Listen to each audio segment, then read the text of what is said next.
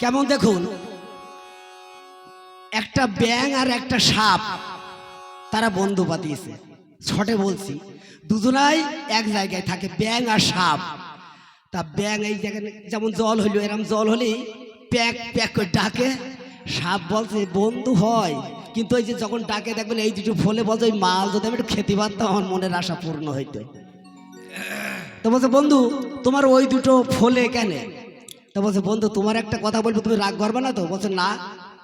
বলছে তুমি যখন চলো তা তুমি এরম হেকি বেকি চলো, কেন সোজাই চলতে পারো না?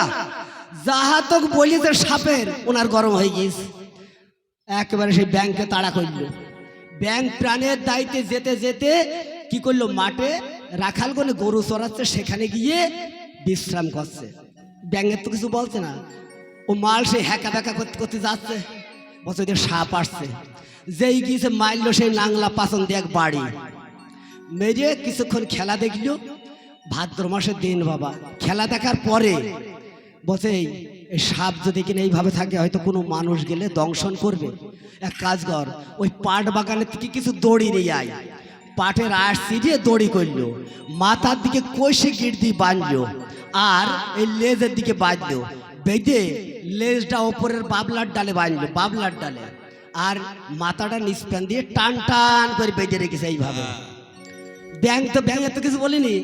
বন্ধু বল, এবার ব্যাঙ এসে বলছে বন্ধু তুমি নাকি সোজা হতে পারো না, আজকে সোজা হলে কি করে? আজ আর কিছু করতে পারবা না, তা তোমার আজ আমি সোজা করে ছাড়বো। এবার দেখো ক ঘন্টা করি দেখো। তাই কি বলছে জানো?